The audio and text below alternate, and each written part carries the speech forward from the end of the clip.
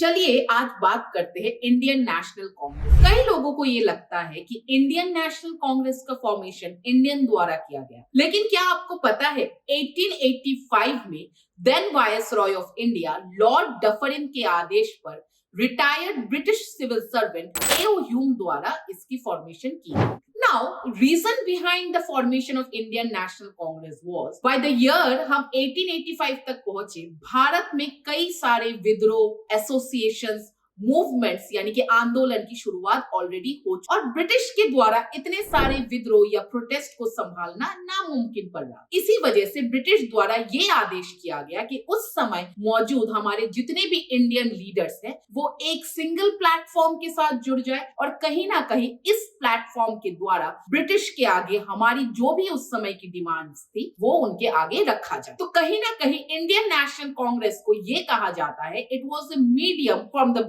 British to reach the Indians or the medium of the Indians to reach the British. Now, Indian National Congress का formation तो किया गया और कई भारतीयों ने ये भी कहा कि ये एक कॉन्स्पिरेसी है ब्रिटिश सरकार की कि भारत में होने वाले उस समय के अपराइजिंग्स यानी कि विद्रोह को खत्म करने। और कई लोगों ने ये भी कहा यानी कि लाला लाजपत राय ने ये कहा था कि it was a safety valve ताकि ब्रिटिश सरकार अपने आप को बचाने के लिए एक सिंगल प्लेटफॉर्म के द्वारा भारतीयों के साथ डील कर। जब से आईएनसी का फॉर्मेशन हुआ यानी कि 1885 से लेकर till the independence of India यानी कि 1947 तक आईएनसी के हर साल कई सेशंस हुए हैं और हर सेशंस का मेन मुद्दा ये था कि ब्रिटिशर्स के सामने भारतीयों के डिमांड्स रखे जाए जो कहीं ना कहीं ब्रिटिश द्वारा पूरा नहीं किया गया और इसी तरीके से भारत में आईएनसी की शुरुआत हुई। लेकिन यही आईएनसी आगे चलकर अगले 10 से 20 साल के अंदर एक मुख्य यानी कि एक इंपॉर्टेंट पॉलिटिकल पार्टी में बदल गया और आगे चलकर भारत की आजादी में भी इस आईएनसी ने मदद